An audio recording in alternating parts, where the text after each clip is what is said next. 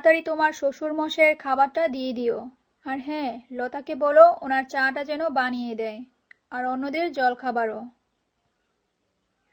ঠিক আছে মা।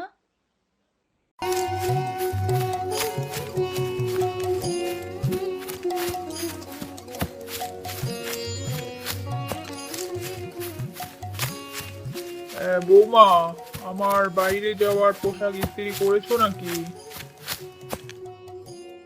এই নিন বাবা। বৌমা, লতাকে বলো আমাকে এক কাপ চা বানিয়ে দিতে। আচ্ছা বাবা।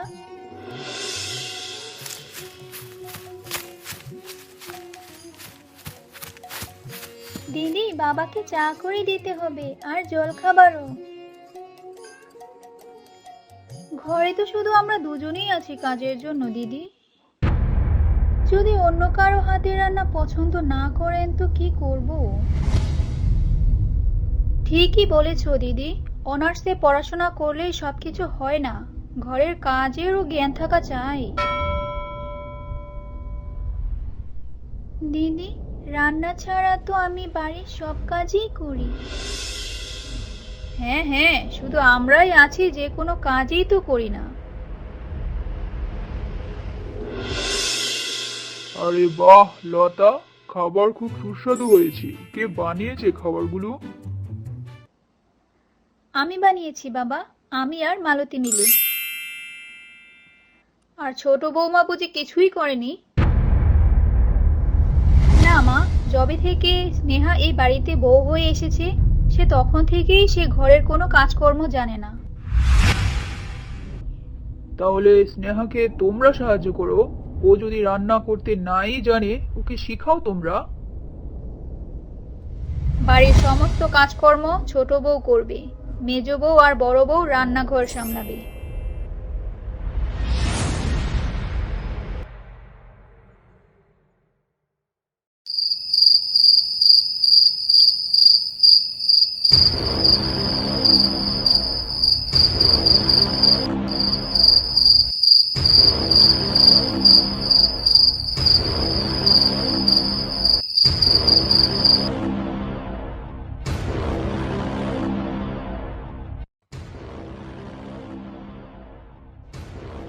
আরে স্নেহা, আর কত কাজ করবে?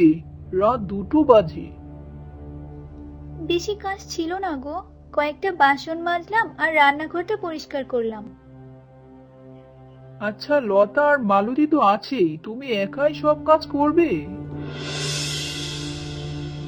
ওনারাও তো বাড়ির সবার জন্য রান্না করে, তাই না?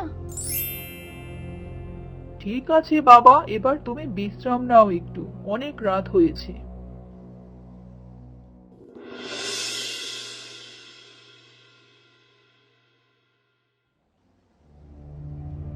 কাল অনুষ্ঠানে সকল দায়িত্ব তোমাদের নিতে হবে লতা, আর রান্নার দায়িত্ব তোমার মালতী।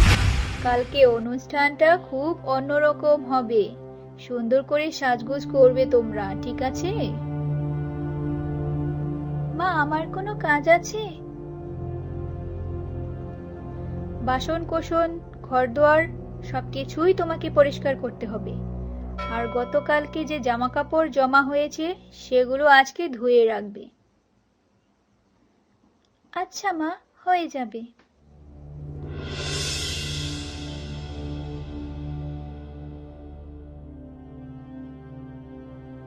সারা দিনই তুমি কাজ করতে থাকো স্নেহা, আমার জন্য তো কোনো সময়ই নেই। কালকে অনুষ্ঠান আছে তাই ঘর পরিষ্কার করছিলাম, আর কিছু জামা কাপড় ছিল কাচার, ওই সব ছোটখাটো কাজ করছিলাম। এইগুলো কি তুমি ছোটখাটো কাজ বলছো? আরে বাড়িতে তো আরো 2টো বউ রয়েছে নাকি? তারা 9টা বাজার আগে নিজেদের ঘরে গিয়ে ঘুমিয়ে পড়ে। আর তুমি।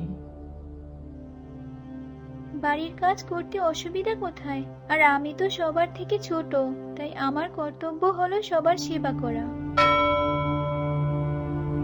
হ্যাঁ, সব দায়িত্ব তো তুমিই নিয়ে রেখেছো। যাও এবার গিয়ে ঘুমিয়ে পড়ো। রাগলে তোমার নাকটা অনেক লাল হয়ে যায়।